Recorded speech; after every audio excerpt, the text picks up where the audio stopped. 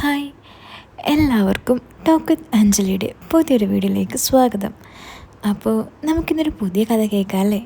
അപ്പോൾ കഥയായിട്ട് ഇഷ്ടപ്പെട്ടാൽ വീഡിയോ ഒന്ന് ലൈക്ക് ചെയ്യാനും ചാനൽ ഒന്ന് സബ്സ്ക്രൈബ് ചെയ്യാനും മറക്കല്ലേ. അപ്പോൾ നമുക്ക് വേഗം തന്നെ കഥയിലേക്ക് പോവാം. താൻ എന്താടോ അണ്ണാക്കിൽ പിരിവെട്ടിയ പോലെ നിൽക്കുന്നേ? വാ തുറന്ന് വെള്ളം വീഴുന്നുള്ളടോ. എൻ്റെ ദേഷ്യം എനിക്ക് നിയന്ത്രിക്കാനായില്ല. ജോസ് ഒരു പൂച്ചയെ പോലെ നിന്ന് പതുങ്ങി. അയാളുടെ മുഖമെല്ലാം വിയർത്തൊഴുകി. അയാളുടെ ഹൃദയം ഇപ്പോൾ പൊട്ടിപ്പോവുന്ന മട്ടിൽ ഇടിക്കുന്ന പോലെ തോന്നി. മോനെ, അത് എനിക്കൊരു അബദ്ധം പറ്റിയതാ, അയാൾ വിക്കി വിക്കി പറഞ്ഞു. ഛേ, ഞാൻ കൈവീശി ഒരെണ്ണം പൊട്ടിച്ചു. അയാൾ നിലത്തേക്ക് വീണുപോയി. ക്യാഷ് അടിച്ചു മാറ്റിയിട്ട് അബദ്ധമാണെന്നോ? ഞാൻ തറയിൽ വീണ അയാളെ കുത്തിപ്പിടിച്ചു പൊക്കി നേരെ ഭിത്തിയിൽ ചേർത്ത് ഇടത് നെഞ്ചിൽ ഒരു കുത്തൂടി കൊടുത്തു. വേദന കൊണ്ടയാൾ കുനിഞ്ഞ് നിലത്തേക്ക് വീണു. കലി കയറി കണ്ണു കാണാതായ ഞാൻ അയാളെ ചവിട്ടാൻ കാലുയർത്തി. അയ്യോ മോനെ, എന്നൊന്നും ചെയ്യല്ലേ! അയാൾ കൈകൂപ്പി കരഞ്ഞു. യാചിക്കുന്ന അയാളുടെ മുഖം കണ്ടപ്പോൾ എനിക്ക് പിന്നെ അയാളെ തല്ലാൻ തോന്നിയില്ല. ഞാൻ എൻ്റെ ടേബിളിലേക്ക് കയറിയിരുന്നുകൊണ്ട് ഒരു സിഗരറ്റ് പുകച്ചു. ജോസ് വെച്ച് എഴുന്നേറ്റു. പിന്നെ ശ്വാസം വലിച്ചുകൊണ്ട് അവിടെയുള്ള കബോർഡിൽ താങ്ങിപ്പിടിച്ചു നിന്നു. കുറച്ചു നേരം ഞാൻ പുകയൂത്തിക്കൊണ്ട് അയാളെ നോക്കിയിരുന്നു. അയാൾ മുഖം കുനിച്ച് നിൽക്കാണ്. പക്ഷേ ഇടയ്ക്കിടയ്ക്ക് ഇടം കണ്ടാൽ ഞാൻ എന്ത് ചെയ്യാണെന്ന് അയാൾ നോക്കുന്ന കണ്ടില്ലേ? ആ ഭാവം കണ്ടാൽ അറിയാം പഠിച്ച കള്ളനാണെന്ന്. ഞാൻ മുരണ്ടു. ഇക്കയുടെ മെയിൻ ടെക്നിക്കൽ ഷോപ്പിലെ ക്യാഷ്യറാണ് പിറവങ്കാരൻ ജോസ്. ഞാൻ ഇക്കയുടെ കൂടെ കൂടുന്നതിന് ഏതാണ്ട് 1 കൊല്ലം മുമ്പാണ് ജോസ് അവിടെ എത്തുന്നത്. നാട്ടിൽ അല്ലറ ചില്ലറ കടബാധ്യതകളൊക്കെയുള്ള ഒരു ശരാശരി മലയാളി. ഭാര്യയും 2 മക്കളും അടങ്ങുന്ന ഒരു കൊച്ചു കുടുംബം. ഭാര്യ ആലീസ് ഇതുപോലെ തന്നെ മറ്റൊരു സ്ഥാപനത്തിൽ ജോലി ചെയ്യുന്നു. ഇടയ്ക്കെപ്പോഴോ ഒരു വേക്കൻസി വന്നപ്പോൾ ഇക്ക വേണമെങ്കിൽ ആ ജോലി ആലീസിന് കൊടുക്കാമെന്ന് ജോസിനോട് പറഞ്ഞതാണ്. പക്ഷെ ജോസിന് അതിൽ വലിയ താല്പര്യമില്ലായിരുന്നു. കുട്ടികളൊക്കെ തറവാട് വീട്ടിൽ നിന്നും പഠിക്കുന്നതിനാൽ എറണാകുളത്ത് ഇവ 2 മാത്രമായിരുന്നു താമസം. ജോസിനെ കണ്ടാൽ ഒരു 40 പറയും. പക്ഷേ അത്രയും പ്രായമായില്ല എന്നതാണ് സത്യം. ഏതാണ്ട് 5.5 അടി പൊക്കം, വെളുത്ത നിറം, പാസ്റ്റർമാരെ അനുസരിക്കും വിധം ക്ലീൻ ഷേവ്, എപ്പോഴും ഇൻ ചെയ്ത് ഫുൾ സ്ലീവ് ഷർട്ടിട്ടേ നടക്കൂ. എല്ലാവരോടും നല്ല രീതിയിൽ ഇടപെടും, ചിരിച്ചുകൊണ്ടേ സംസാരിക്കൂ. ഇക്കയെ കണ്ടാൽ പിന്നെ അങ്ങ് അതിവിനയമാണ്. തല കുനിഞ്ഞ് തറയിലടിക്കും. എല്ലാവരും പുള്ളി ജോസേട്ടൻ എന്നാണ് സംബോധന ചെയ്യാറുള്ളത്. ഞാനും. ഭാര്യ ആലീസിനെ കണ്ടാൽ പഴയ നടി ചിത്രയെ പോലെ തോന്നും. ഏതാണ്ട് ജോസിൻ്റെ അത്രയും പൊക്കം, കുറച്ച് കൂടുതലുണ്ടെങ്കിലേ ഉള്ളൂ. വെളുത്ത നിറം, തിളക്കമുള്ള തുടുത്ത കവളുള്ളൊരു മോഹിനിയാണവൾ.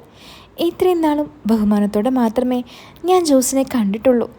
എന്നാൽ ഒരാഴ്ച മുമ്പ് ഇതെല്ലാം മാറി മറിഞ്ഞു. ഒരാഴ്ച മുമ്പ് നടന്നതെന്താണെന്ന് വെച്ചാൽ, സെമീറയുമായുള്ള ഉച്ചക്കത്തെ കലാപരിപാടി കഴിഞ്ഞ് ഞാൻ വെറുതെ ഓഫീസിലിരിക്കുകയായിരുന്നു. അപ്പോഴാണ് ഫോൺ ബെല്ലടിച്ചത്. നോക്കിയപ്പോൾ അനസാണ്. ഹലോ മച്ചു, നീ കടയിലുണ്ടോ? ആ ഉണ്ടല്ലോ, എന്താടാ? എടാ, പെങ്ങൾക്കും ഉമ്മക്കും കുറച്ച് ഡ്രസ്സ് എടുക്കണമായിരുന്നു. നീയുണ്ടെങ്കിൽ ഡിസ്കൗണ്ട് അടിക്കാമല്ലോ, അവൻ ചിരിച്ചുകൊണ്ട് പറഞ്ഞു. അതിനെന്താ മച്ചാ, നീ അവരെയും കൂട്ടി പോര്, നമുക്ക് ശരിയാക്കാം, ഞാൻ പറഞ്ഞു. ആ അത് മതി. എടാ, ഞാൻ വരുന്നില്ല, അവർ വന്നോളൂ. ആ ഓക്കേടാ, ഞാൻ നോക്കിക്കോളാം. അതും പറഞ്ഞ് ഞാൻ ഫോൺ വെച്ചു. പക്ഷേ അതിനിടയിൽ സ്പെഷ്യൽ സ്റ്റോക്കിൻ്റെ ഒരാവശ്യവുമായി ഞാനതിൻ്റെ തിരക്കിലായിപ്പോയി. അനസിൻ്റെ കാര്യം ഞാൻ മറന്നേ പോയി. അതുമായി ബന്ധപ്പെട്ട് പുറത്തേക്ക് പോയ ഞാൻ തിരികെ എത്തിയപ്പോൾ സമയം സന്ധ്യ കഴിഞ്ഞിരുന്നു. അപ്പോഴേക്കും സെമീറ പോയിരുന്നു. പോകും മുമ്പേ വന്നിരുന്നെങ്കിൽ കുറച്ചുകൂടെ ആകായിരുന്നു. പക്ഷേ കുറച്ചായി സെമീറിൽ നിന്നും അങ്ങനെയൊന്നും കിട്ടുന്നില്ലെങ്കിലും എനിക്ക് വലിയ വിഷമമൊന്നും തോന്നിയില്ല. പുതിയ വരുമാന മാർഗങ്ങളും പണങ്ങളും എൻ്റെ പഴയ സ്വഭാവത്തിൽ ഒരുപാട് മാറ്റം കൊണ്ടുവന്നിരുന്നു. കുറച്ചുകൂടി പറഞ്ഞാൽ എൻ്റെ സ്വഭാവത്തിൽ പണ്ടുണ്ടായിരുന്ന എല്ലാ മൃദുല ഭാവങ്ങളും ഇല്ലാതായിരിക്കുന്നു. സ്വാർത്ഥതയും ക്രൂരതയും കുറച്ച് കൂടുകയും ചെയ്തു. പുറത്തുപോയി വന്ന ഞാൻ നോക്കിയപ്പോൾ ഫോണിൽ 7-8 മിസ് കോൾ. തുറന്നു നോക്കിയപ്പോൾ അനസ്. അപ്പോഴാണ് ഞാൻ അവൻ പറഞ്ഞ കാര്യം ഓർത്തത്. ഇവൻ്റെ കാര്യം മറന്നു പോയല്ലോ. ഞാൻ ആത്മകഥം നടത്തി. പിന്നെ ഫോണെടുത്ത് അവനെ വിളിച്ചു. 1-2 റിങ്ങിന് ശേഷം അവൻ ഫോണെടുത്തു. ഹലോ എന്നതിന് പകരം നല്ല ചീത്തയായിരുന്നു അവിടെ നിന്ന് വന്നത്. ഓ അറിയാ, സോറി സോറി സോറി, പെട്ടെന്ന് ഒരു അത്യാവശ്യ കാര്യം ഉണ്ടായിപ്പോയി. അപ്പോൾ ഞാൻ ഫോൺ എടുക്കാനും മറന്നു. അതിനും കിട്ടി അവൻ്റെ വായിന്ന് നല്ലത്. ഞാൻ പിന്നെയും കുറച്ചു നേരം സംസാരിച്ചു. അപ്പോഴാണ് അവൻ്റെ ദേഷ്യം കുറച്ച് കുറഞ്ഞത്. നീ ആ ബില്ലിങ് അഴക്ക് ഞാൻ ഇപ്പോൾ ശരിയാക്കി തരാം ഞാൻ പറഞ്ഞു. ഓ എന്തിന്? എന്തായാലും ഉമ്മയുടെയും പെങ്ങളുടെ മുന്നിൽ ഞാൻ നാണം കെട്ടു. കൂട്ടുകാരൻ്റെ കടയാണ്, ഡിസ്കൗണ്ട് കിട്ടും എന്നൊക്കെ പറഞ്ഞിട്ട് ആകെ ചമ്മി ഞാൻ. അവൻ വീണ്ടും കലിപ്പായി. അളിയ നീ ഒന്ന് ക്ഷമിക്ക്, ഞാൻ പുറത്തു പോയതുകൊണ്ടല്ലേ. നീ ആ ബില്ലിൻ്റെ ഫോട്ടോ ഇട്, ഡിസ്കൗണ്ട് ഞാൻ GPay ചെയ്ത് തരാം ഞാൻ പറഞ്ഞു. കുറേ നേരത്തെ സംസാരത്തിന് ശേഷം അവൻ ബില്ലിടാമെന്ന് സമ്മതിച്ചു. ഷോപ്പിൽ നിന്നും കിട്ടിയ ബില്ല് അവൻ വാട്സപ്പ് ചെയ്ത് തന്നു. 8550 രൂപ ബില്ലിലാകെ കൊടുത്തിരിക്കുന്നു. ഡിസ്കൗണ്ട് 150 രൂപ. ഹോ, വല്ലാത്ത ഡിസ്കൗണ്ട് ആയിപ്പോയി. ചുമ്മാ അതല്ല അവൻ ഈ ചീത്തേക്കെന്നെ വിളിച്ചത്. ഞാൻ അവൻ്റെ നമ്പറിലേക്ക് 1000 രൂപ GPay ചെയ്തു. അളിയ ഹാപ്പി ആയില്ലേ എന്നൊരു മെസ്സേജ് കൂടി കൂട്ടത്തിൽ അയച്ചു. അതിനൊരു സ്മൈലിയാണ് അവൻ റിപ്ലൈ അയച്ചത്. ഭാഗ്യം ചീത്ത കാണാത്തതിൽ അവൻ ഡിസ്കൗണ്ടിൽ തൃപ്തരാണെന്ന് എനിക്ക് മനസ്സിലായി. ഞാൻ ബില്ലിലെ സമയം വെച്ച് ചുമ്മാ CCTV ഒന്ന് നോക്കി. തിരക്കുള്ള സമയമാണ്. ജോസേട്ടനാണ് ക്യാഷ്യർ. ആൾ കസ്റ്റമേഴ്സിനോട് ചിരിച്ചുകൊണ്ട് സംസാരിക്കുന്നുണ്ട്. അനസിൻ്റെ ഉമ്മയും പെങ്ങളും കൗണ്ടറിലേക്ക് വരുന്നതും ബില്ല് കിട്ടിയ ശേഷം ഫോൺ വിളിക്കുന്നതും കണ്ടു. പാവങ്ങൾ 10-15 മിനിറ്റ് അവിടെ വെയിറ്റ് ചെയ്തു. സാരില്ല, ഇനി കാണുമ്പോൾ ഒരു സോറി പറയാം. 8 മണിയായപ്പോൾ ഞാൻ ബാക്കിയുള്ള ഷോപ്പിലെ ക്ലോസിംഗ് എല്ലാം നടത്തി മെയിൻ ടെക്സ്റ്റൈൽസിലെത്തി. എന്നെ കണ്ടതും ജോസേട്ടൻ ചിരിച്ചുകൊണ്ട് എഴുന്നേറ്റു. പിന്നെ കൗണ്ടറിൽ നിന്നും മാറി തന്നു. ജോസേട്ടാ എന്തൊക്കെയുണ്ട് ഞാൻ ചോദിച്ചു. ആ എങ്ങനെയൊക്കെ പോകുന്നു മോനെ. ആൾ എല്ലാവരെയും മോനെ കുഞ്ഞെന്നൊക്കെ വിളിക്കൂ. ഇങ്ങനെയൊക്കെ പോയാൽ മതിയോ ജോസേട്ടാ? കമ്പ്യൂട്ടർ സ്ക്രീനിലേക്ക് നോക്കിക്കൊണ്ട് ഞാൻ വെറുതെ ചോദിച്ചു. അത് ഞാൻ അങ്ങോട്ടല്ലേ ചോദിക്കണ്ടേ, ഇങ്ങനെ ഒറ്റത്തടിയെ നടന്നാൽ മതിയോ മോനെ? ഒരു പെണ്ണൊക്കെ കെട്ടണ്ടേ? പിറവത്ത് പറ്റിയ പെണ്ണുണ്ടോയെന്ന് നോക്ക് ജോസേട്ടാ, നമുക്ക് ആലോചിക്കാം ഞാൻ ചിരിച്ചുകൊണ്ട് പറഞ്ഞു. ശരിക്കും? എന്നാ ഞാനൊന്ന് നോക്കട്ടെ. പുള്ളി അത് സീരിയസ് ആയി എടുത്തു. ആഹാ, നിങ്ങൾ കൊള്ളാലോ, അപ്പോഴേക്കും അത് സീരിയസ് ആയി എടുത്തോ? അപ്പോൾ മോൻ കാര്യമായി പറഞ്ഞതല്ലേ? പുള്ളി വാ പൊളിച്ചു. എൻ്റെ പൊന്നു ജോസേട്ടാ, നിങ്ങൾക്ക് വേറെ പണിയില്ലേ? ഒരു ചായ കുടിക്കാൻ ആരെങ്കിലും ചായത്തോട്ടം വാങ്ങുമോ? എപ്പോഴും ഇങ്ങനെ വല്ല പറമ്പിൽ നിന്നും ചായ കുടിച്ച് നടന്നാൽ മതിയോ മോനെ? പുള്ളി ഒന്ന് കൊള്ളിച്ചു പറഞ്ഞു. ആ മതിയെന്നേ, നമുക്കിങ്ങനെയൊക്കെ പോയാൽ മതി. ഇനി അത്ര നിർബന്ധമാണെങ്കിൽ കുറച്ച് കഴിഞ്ഞ് നോക്കാം. അന്നേരം പെണ്ണ് നോക്കാൻ ജോസേട്ടനെ ഏൽപ്പിക്കാം. എന്തേ കുഞ്ഞെ, ഓരോന്നിനും ഓരോ സമയമുണ്ട്. ഈ നല്ല പ്രായത്തിൽ കെട്ടിയാൽ പിന്നെ ദുഃഖിക്കേണ്ടി വരില്ല. അയാൾ പറഞ്ഞു നിർത്തി. പിന്നെ പുള്ളിയുടെ ബാഗ് കയ്യിലെടുത്തു. മോനെ അജയ്, ഞാനെന്നാ ഇറങ്ങാട്ടോ, കുറച്ച് സാധനങ്ങൾ വാങ്ങാനുണ്ടായിരുന്നു. പുള്ളി അനുവാദം ചോദിച്ചു. ആ അതിനെന്താ ജോസേട്ടാ, ജോസേട്ടൻ വിട്ടോ, ഞാൻ പറഞ്ഞു. പുള്ളിയുടെ കണക്കൊക്കെ പക്കയാണ്. എല്ലാം കറക്റ്റായി ഇനം തിരിച്ച് എഴുതിയിട്ടുണ്ടാവും. മറ്റു 2 ഷോപ്പിലെയും പോലെ തലവേദന ഉണ്ടാകില്ല. എന്നാൽ നാളെ കാണാം, ഗുഡ് നൈറ്റ്. പുള്ളി കൈ ഉയർത്തി വീശി യാത്ര പറഞ്ഞു. Okay, good night. ഞാൻ ഡെയിലി ബുക്ക് നോക്കുന്നതിനിടയിൽ മുഖം ഉയർത്തിക്കൊണ്ട് പറഞ്ഞു. സെയിൽസ് നോക്കി, പിന്നെ ക്യാഷ് ബുക്ക് നോക്കി. ക്യാഷ് എണ്ണിയെടുത്തു. 4,11,030 രൂപയാണ്. എല്ലാം കറക്റ്റാണ്. അല്ലെങ്കിലും ജോസേട്ടൻ്റെ കണക്കിൽ ഒരിക്കൽ പോലും 1 രൂപ പോലും വ്യത്യാസം വരില്ല. വല്ലാത്തൊരു മനുഷ്യൻ. ഇക്കയും അത് പറയാറുണ്ട്. ജോസാണ് കൗണ്ടറിലെങ്കിൽ കമ്പ്യൂട്ടർ പോലും വേണ്ടെന്നാണ് പറയാറ്. ക്യാഷ് ബുക്ക് സൈൻ ചെയ്ത് ക്ലോസ് ചെയ്യാൻ നേരത്താണ് ഞാൻ അനസിന് കൊടുത്ത 1000 രൂപയുടെ കാര്യം ഓർത്തത്. അതെൻ്റെ കയ്യിൽ നിന്നും കൊടുത്തതല്ലേ, അതിവിടെ നിന്നും എടുക്കണമല്ലോ. ആ 1000 ഇനി ബില്ലിൽ ഡിസ്കൗണ്ട് അടിക്കണം. ഞാൻ വാട്സപ്പ് ഓപ്പൺ ചെയ്ത് അവൻ അയച്ചു തന്ന ബില്ലിൻ്റെ നമ്പർ നോക്കി. ഞാനത് എഡിറ്റ് ഓപ്ഷൻ എടുത്ത് ഇൻവോയ്സിൽ നമ്പർ അടിച്ചു കൊടുത്തു. സ്ക്രീൻ ഒന്ന് ഫ്രഷായി, പക്ഷേ ഒന്നും വന്നില്ല. ഇതെന്ത് കൂത്ത്? ഞാൻ തല ചൊറിഞ്ഞു. 4-5 തവണ കൂടി ഞാനത് ഇൻവോയ്സിൽ നമ്പർ അടിച്ചു നോക്കി. പക്ഷെ ഒന്നും സംഭവിച്ചില്ല. ഞാനതിൻ്റെ മുമ്പത്തെ നമ്പർ അടിച്ചു. ബിൽ ഓപ്പണായി. എഡിറ്റ് മോഡലും വന്നു. അതിനുശേഷം ഞാനത് കഴിഞ്ഞുള്ള നമ്പറും അടിച്ചു. അതും ഓപ്പണായി. എൻ്റെ നെറ്റി ചുളിഞ്ഞു. കണ്ണുകൾ നേർത്തു വന്നു. ഞാൻ ടോട്ടൽ സെയിൽസ് ബിൽ വയസ്സായി ഓപ്പൺ ചെയ്തു. പിന്നെ നമ്പർ നോക്കി വന്നു. 53 കഴിഞ്ഞ് 54 ഇല്ല. പിന്നെ ഉള്ളത് 55 ഡീറ്റെയിൽ സെയിൽസ് റിപ്പോർട്ട് ഓപ്പൺ ചെയ്തു. അതിലും ഞാൻ അടിച്ചു കൊടുത്ത നമ്പർ ഇൻവോയ്സിലില്ല. പക്ഷേ 8400 മറ്റൊരു ബില്ലുണ്ട്. അത് ഞാൻ തുറന്നു നോക്കി. അത് പക്ഷേ ഏതോ ആണുങ്ങൾ ഡ്രസ് പർച്ചേസ് ചെയ്തതാണ്. 8400 രൂപയുടെ ബിൽ സിസ്റ്റത്തിൽ കാണാനില്ല. ടോട്ടൽ ക്യാഷ് കറക്റ്റുമാണ്. അതിനർത്ഥം ബിൽ ഇറേസ് ചെയ്ത് ആരോ ആ പൈസ എടുത്തിരിക്കുന്നു. എൻ്റെ മുഖം ചുവന്നു. ഞരമ്പുകൾ വലിഞ്ഞു മുറുകി. ഞാൻ തലേ ദിവസത്തെ sales bill number vice open ചെയ്തു. അതിലും ഇടവിട്ട് 2 നമ്പറുകളില്ല. എനിക്ക് കാര്യം മനസ്സിലായി.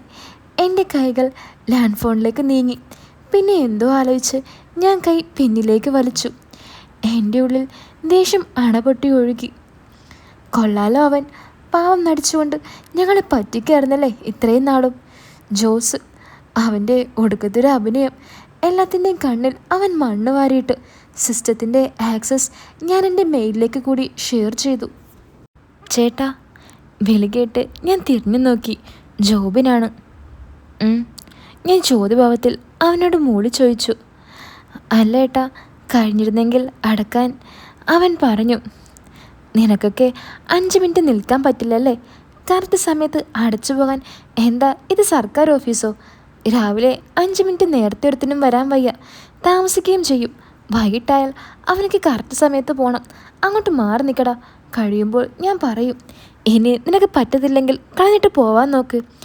ജോസിൻ്റെ മേലെ തോന്നിയ ദേഷ്യം മുഴുവൻ ഞാൻ അവൻ്റെ മുകളിൽ തീർത്തു. അവൻ്റെ മുഖം വിവരണമായി. കൂടെയുള്ളവർ എൻ്റെ മാറ്റങ്ങൾ കണ്ട് അമ്പരന്ന് നോക്കി. ജോബിൻ നാണം കെട്ടുകൊണ്ട് തന്നെ താഴ്ത്തി. എല്ലാവരുടെ മുൻപിൽ വെച്ച് തൊലിയുരുന്ന പോലെയാണ് അവനത് അനുഭവപ്പെട്ടത്. ഞാൻ വീണ്ടും സിസ്റ്റത്തിൽ നോക്കി. CCTV ആക്സസ് കൂടി ഷെയർ ചെയ്തു. പിന്നെ സിസ്റ്റം ക്ലോസ് ചെയ്തു. ക്യാഷ് എടുത്ത് ബാഗിലാക്കി പുറത്തേക്കിറങ്ങി. ജോബിൻ കൗണ്ടറിൽ കയറി ലൈറ്റെല്ലാം ഓഫ് ചെയ്ത് പുറത്തേക്കിറങ്ങി ഷട്ടർ പൂട്ടി താക്കോൽ എൻ്റെ കയ്യിൽ കൊണ്ടുവന്ന് തന്നു. അവൻ എൻ്റെ മുഖത്തേക്ക് നോക്കുന്നുണ്ടായിരുന്നില്ല. ജോബി, ഞാൻ കുറച്ച് ടെൻഷനായിരുന്നുടാ. പോട്ടെ, വിട്ടേക്ക്. അവൻ്റെ തോളിൽ കൈവച്ച് മറ്റുള്ളവർ കാണുകെ ഞാൻ പറഞ്ഞു. അവൻ ഒന്ന് മൂളുക മാത്രം ചെയ്തു. അതെനിക്ക് അത്ര ഇഷ്ടപ്പെട്ടില്ല. എന്നാ പോയി പണി നോക്കടാ എന്ന് മനസ്സിൽ പറഞ്ഞുകൊണ്ട് ഞാൻ ബൈ പറഞ്ഞ് തിരിഞ്ഞു. നേരെ ഓഫീസിലെത്തി ക്യാഷ് എല്ലാം ലോക്കറിൽ വെച്ച് പൂട്ടി. ലോക്കർ ലോക്ക് ചെയ്ത് രജിസ്റ്ററിൽ എമൗണ്ട് എഴുതി ഓഫീസ് പൂട്ടി ചാവിയുമായി താഴേക്കിറങ്ങി. ഷോപ്പ് പൂട്ടാൻ അക്ഷമരായി സ്റ്റാഫുകൾ നിൽക്കുന്നുണ്ടായിരുന്നു. ഞാൻ താഴേക്കിറങ്ങി വന്നതും എല്ലാവരും പുറത്തേക്കിറങ്ങി. പിന്നെ ഷോപ്പ് അടച്ച് ചാവിയുമായി അവർ പോയി. ഓഫീസ് ചാവി മാത്രം ഞാൻ കൊണ്ടുപോകും. ബാക്കിയുള്ളവ ഹോൾസെയിൽ ഷോപ്പിലെ കൗണ്ടറിലുണ്ടാവും. സ്റ്റോറിൻ്റെ ചാവി സെമീറുടെയോ വേറൊരാളുടെ കയ്യിലുണ്ടാവും. രാവിലെ അവരിൽ ആരെങ്കിലും വന്ന് തുറക്കുക, അതാണ് പതിവ്. രാവിലെ സ്റ്റോറിലെത്തി മറ്റുള്ള ഷോപ്പിലെ സ്റ്റാഫുകൾ താക്കോൽ കളക്ട് ചെയ്യും. ഞാൻ നേരെ ഫ്ലാറ്റിലേക്ക് വിട്ടു.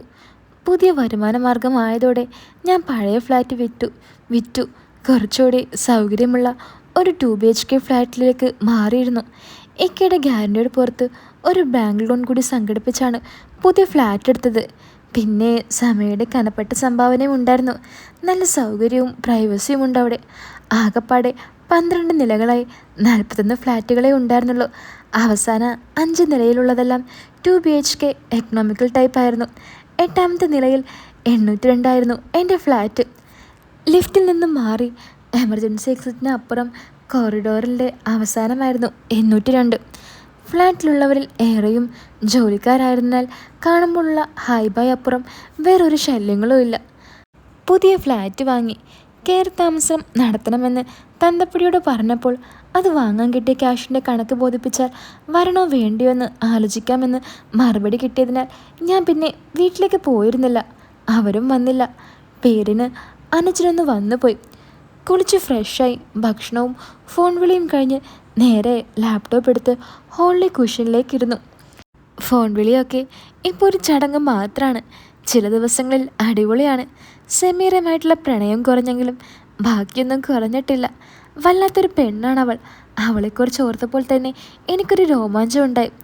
പക്ഷേ ഇപ്പോൾ അവളല്ലല്ലോ നമ്മുടെ വിഷയം.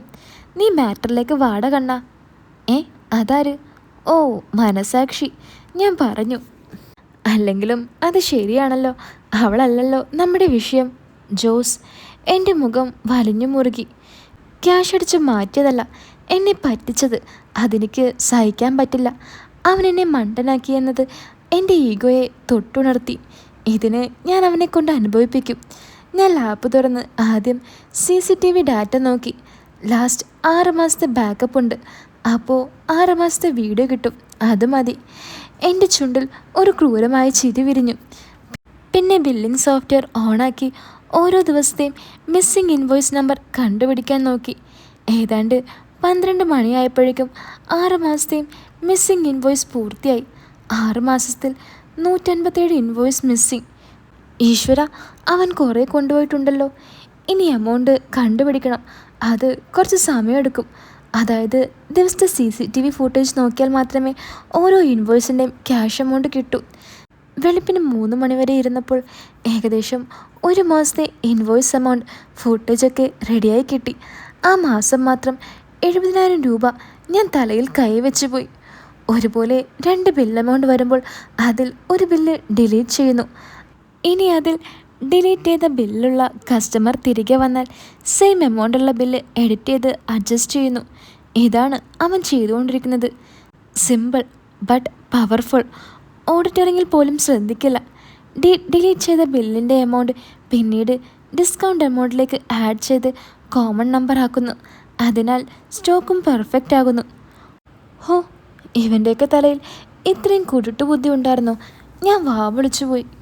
എന്തൊക്കെ പറഞ്ഞാലും മോൻ നല്ല ബ്രില്യൻ്റ് ആയിട്ടാണ് സംഗതി എക്സിക്യൂട്ട് ചെയ്തിരിക്കുന്നത്. ഇന്നിങ്ങനൊരു സംഭവം ഉണ്ടായിരുന്നില്ലെങ്കിൽ ആരും അറിയാൻ പോകുന്നില്ല.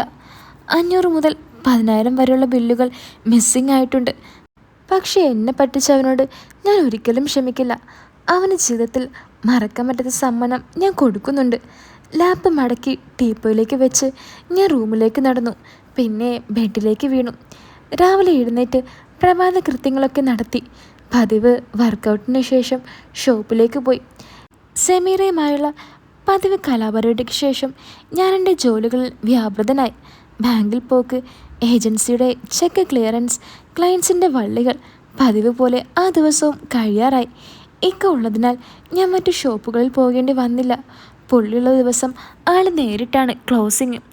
അന്നൊക്കെ താമസിക്കുകയും ചെയ്യും. അതറിയാവുന്നതിനാൽ ഞാൻ നേരത്തെ ഇറങ്ങി. ഇക്കയുള്ള ദിവസം 7 മണിയാകുമ്പോൾ തന്നെ മറ്റു കാര്യങ്ങളൊന്നുമില്ലെങ്കിൽ ഞാൻ ഇറങ്ങും. പുള്ളിക്ക് അതിൽ പരാതിയുമില്ല. സാധാരണ ബാങ്കിൽ പോകുന്നുണ്ട്. ഇന്ന് പക്ഷേ നേരെ റൂമിലെത്തി.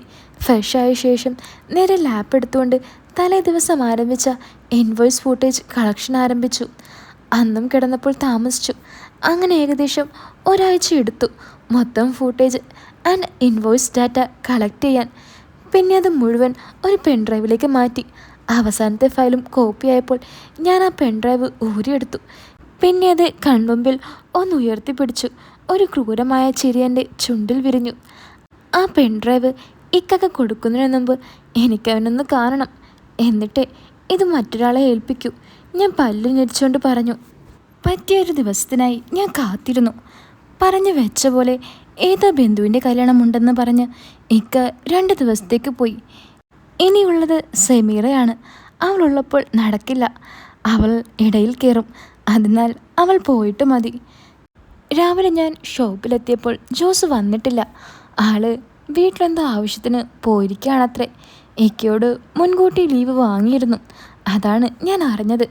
എനിക്ക് കടുത്ത നിരാശ തോന്നി. എൻ്റെ ഭാവം കണ്ട് പലവട്ടം സെമീറ വന്ന് എന്താണ് കാര്യമെന്ന് തിരക്കി. ഒന്നുമില്ല, തലവേദനയാണെന്നും പറഞ്ഞ് ഞാൻ ഒഴിഞ്ഞു മാറി. അടുത്ത ദിവസം ഞാൻ നേരത്തെ എത്തിയ എന്നെ കണ്ട് എല്ലാവരും അത്ഭുതപ്പെട്ടു. സെമീറ മാത്രം വന്ന് എന്താ നേരത്തെ എന്നും തിരക്കി. കുറച്ച് അക്കൗണ്ട്സ് ക്ലിയർ ആക്കാനുണ്ട്, അതാണ് നേരത്തെ വന്നത് എന്ന് ഞാൻ പറഞ്ഞു. അതെ, അത് ശരിയാണ്. ഒരു അക്കൗണ്ട് ഇന്ന് ക്ലിയർ ആകും. നേരെ ഓഫീസിലെത്തി CCTV നോക്കിയപ്പോൾ ജോസ് കൗണ്ടറിലുണ്ടെന്ന് കണ്ടു. അപ്പോഴാണ് എൻ്റെ പിരിമുറുക്കം ഒന്ന് കുറഞ്ഞത്. ഉച്ചയായപ്പോൾ ഹാഫ് ഡേ ലീവ് വേണമെന്നും പറഞ്ഞ് സെമീറ എൻ്റെ അടുത്തെത്തി. രോഗി ഇച്ഛിച്ചതും വൈദ്യം കൽപ്പിച്ചതും പാലെന്ന് പറഞ്ഞ പോലെ അവളോട് ലീവൊന്നും ആക്കണ്ട, പോയിക്കോളാൻ ഞാൻ പറഞ്ഞു. ഒരു 3 മണിയോടെ ഞാൻ ഫ്രീ ആയി. നേരെ ഫോണെടുത്ത് ടെക്സ്റ്റൈലിലേക്ക് വിളിച്ചു. ജോസ് ഫോണെടുത്തു. ഞാൻ CCTV സ്ക്രീനിൽ കണ്ടു. ഹലോ ജോസേട്ടാ, അജയാണ്. ഒന്ന് ഓഫീസിലേക്ക് വരണം, ഒരു കാര്യമുണ്ട്. ഞാൻ പറഞ്ഞു. ആ വരാലോ കുഞ്ഞെ, ഇവിടുത്തെ തിരക്കൊന്ന് കഴിഞ്ഞിട്ട് മതിയോ? ഓ, അവൻ്റെ ഒരു ആത്മാർത്ഥത. ഏയ് അത് കാര്യമാക്കണ്ട ജോസേട്ടാ, ഇങ്ങ് പോര്, ഞാൻ പറഞ്ഞു. ആ എന്നതാ വരുന്നു കുഞ്ഞെ. അവിടെ ഫോൺ കട്ടായി. ഞാൻ താഴത്തെ നിലയിലേക്ക് ഇറങ്ങിച്ചെന്നു. ക്യാഷ്യറിലുള്ള അനൂപിനോട് കുറച്ച് നേരത്തേക്ക് മുകളിലേക്ക് വരണ്ട, എന്തെങ്കിലും ഉണ്ടെങ്കിൽ വിളിച്ചാൽ മതിയെന്ന് ഞാൻ പറഞ്ഞു. അവൻ ശരിയെന്ന് പറഞ്ഞു. ഞാൻ മുകളിലേക്ക് പോയി കൈകൾ തെറുത്ത് കയറ്റി. പിന്നെ എൻ്റെ പേഴ്സണൽ ലാപ്ടോപ്പ് എടുത്ത് തുറന്ന് ടെക്സ്റ്റൈൽസിലേക്ക് ആക്സസ് ഓപ്പണാക്കി. ജോസിനെയും കാത്ത് ഞാനിരുന്നു. പടിയിൽ കാലച്ച കേട്ടപ്പോൾ എൻ്റെ കൈകൾ മുറുകി തുടങ്ങി. ആ അജയ് മോനെ, കൈ പൊക്കി വിഷ് ചെയ്തുകൊണ്ട് ജോസ് കയറി വന്നു. ആ ജോസേട്ടാ ഇരിക്ക്, ഞാൻ മുന്നിലുള്ള കസേര ചൂണ്ടിക്കാട്ടി പറഞ്ഞു. എന്താ കുഞ്ഞെ എന്നോട് വരാൻ പറഞ്ഞത്? അയാൾ ആകാംക്ഷയോടെ ചോദിച്ചു. ആ പറയാൻ ജോസേട്ടാ, എന്താ ഇത്ര ധൃതി? അല്ല കുഞ്ഞെ, അവിടെ അത്യാവശ്യം ആളുണ്ട്. എവിടത്തെ കാര്യം കഴിഞ്ഞാൽ നേരത്തെ അങ്ങ് ചെല്ലാമല്ലോ. ഓ, ഇതാണ് ഇക്കാക്ക് ജോസേട്ടനോട് ഇത്ര സ്നേഹം. ഇങ്ങനെ കടയെന്ന് പറഞ്ഞ് മരിക്കല്ല ജോസേട്ടാ, കുറച്ചൊക്കെ നേരം പോക്കെ കൂടി വേണ്ടേ? കുഞ്ഞിനതൊക്കെ പറയാം. ഇവിടെ നിന്ന് കിട്ടുന്ന ശമ്പളം കൊണ്ടാണ് ഞാനും എൻ്റെ കുടുംബവും കഞ്ഞി കുടിച്ച് കഴിയുന്നത്. ഈ ജോലി എൻ്റെ ചോറാണ്. അപ്പോൾ ഇത്തിരി ആത്മാർത്ഥത വേണ്ടേ? വളരെ സത്യസന്ധമായ രീതിയിലുള്ള ആ സംസാരം കേട്ടപ്പോൾ എനിക്ക് ചൊറിഞ്ഞങ്ങ് കയറി. ഞാൻ ദേഷ്യം കടിച്ചു പിടിച്ചു. എന്നാൽ ഞാൻ ചേട്ടൻ്റെ ചോറിലെ ആത്മാർത്ഥത കുറച്ച് കാണുന്നില്ല. ഞാനൊന്ന് നിവർന്നിരുന്നു. പിന്നെ കൈകൾ വശങ്ങളിലേക്ക് ഒന്ന് വലിച്ചു വിട്ടു. അപ്പോൾ ജോസേട്ടാ, ഞാൻ വിളിച്ച കാര്യം, കഴിഞ്ഞ ആഴ്ച എൻ്റെ ഫ്രണ്ട് വന്ന് നമ്മുടെ ഷോപ്പിൽ നിന്നും പർച്ചേസ് നടത്തിയിരുന്നു. ജോസേട്ടനായിരുന്നു കൗണ്ടറിൽ. അവന് ഡിസ്കൗണ്ട് കൊടുത്തില്ലെന്നും പറഞ്ഞ് എന്നെ വിളിച്ച് പറഞ്ഞു. അയ്യോ കുഞ്ഞെ, ആൾ മോൻ്റെ പേര് പറഞ്ഞിട്ടുണ്ടാവില്ല. പറഞ്ഞാൽ ഉറപ്പായും ജോസേട്ടൻ ഡിസ്കൗണ്ട് കൊടുത്തേനെ. ഹാ, മുഴുവൻ പറയട്ടെ ജോസേട്ടാ, ഇടയിൽ കയറാതെ. അയ്യോ സോറി മോനെ, മോൻ പറഞ്ഞോ? ആ അങ്ങനെ അവൻ വിളിച്ച് പറഞ്ഞപ്പോൾ ഞാൻ എൻ്റെ കയ്യിൽ നിന്നും അവനൊരു 1000 രൂപ ഡിസ്കൗണ്ട് കൊടുത്തു. പക്ഷേ അത് ബില്ലില്ലാത്തത് കൊണ്ട് എനിക്കിവിടെ നിന്ന് എടുക്കാനും പറ്റില്ല. ഞാൻ എന്ത് ചെയ്യണമെന്നറിയാനാ ജോസേട്ടനെ വിളിച്ചത്. ഞാൻ പറഞ്ഞു നിർത്തി. ഈ നിസ്സാര കാര്യത്തിനാണോ കുഞ്ഞ് വിഷമിക്കുന്നത്? ആ കൂട്ടുകാരനോട് ആ ബില്ലിൻ്റെ ഒരു ഫോട്ടോ അയച്ചു തരാൻ പറ, ഞാൻ ഇപ്പോൾ ശരിയാക്കി തരാം. വളരെ നിസ്സാര ഭാവത്തിൽ അയാൾ പറഞ്ഞു. ഇതാ ബില്ല്.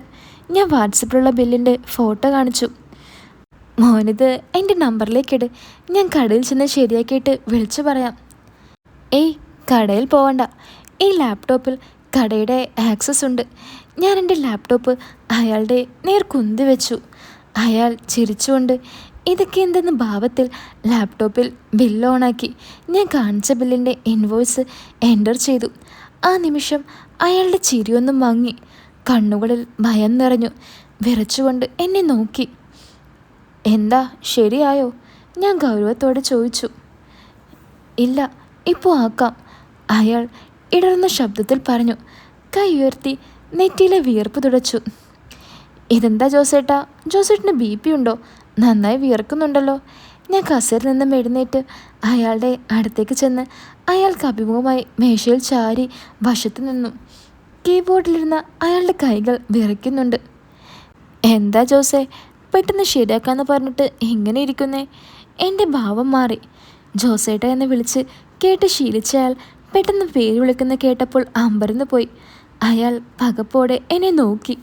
എന്താ ശരിയാക്കാൻ പറ്റാത്തത്? ഞാൻ ശബ്ദമുയർത്തി ചോദിച്ചു. അത് ആ ബില്ല് കാണുന്നില്ല, അയാൾ വിറച്ചുകൊണ്ട് പറഞ്ഞു. അതെങ്ങനെ ശരിയാകും ജോസേ? അന്ന് ബില്ല് കറക്റ്റായിരുന്നു. ബില്ല് കാണുന്നില്ലെങ്കിൽ ആ പൈസ കൂടുതൽ കാണണ്ടേ? അങ്ങനെ കൂടുതൽ ഉണ്ടായിരുന്നോ? ഞാൻ അയാളെ തറപ്പിച്ചു നോക്കി. ഭയം കൊണ്ടയാൾ വിളറി വെളുത്തു. തൻ്റെ കള്ളത്തരം പിടിക്കപ്പെട്ടു എന്നയാൾക്ക് ബോധ്യമായി. ഉത്തരം പറയടാ. ഞാൻ കൈ ചുരുട്ടി മേശമേൽ ആഞ്ഞടിച്ചു. ഇല്ല. അയാളുടെ ശബ്ദം വല്ലാതെ താന്നു. അതെന്താ അങ്ങനെ? അപ്പോൾ ആ പൈസ എവിടെ പോയി? ഞാൻ വീണ്ടും ചോദിച്ചു. അയാൾ ഉത്തരം പറയാതെ വെറുതെ തുറിച്ചു നോക്കിയിരുന്നു. പറ ജോസേ, എനിക്ക് ദേഷ്യം വരുന്നുണ്ട്. ഞാൻ ശബ്ദം കടുപ്പിച്ചു. അയാൾ വിറയ്ക്കുന്നതല്ലാതെ ഒന്നും മിണ്ടിയില്ല.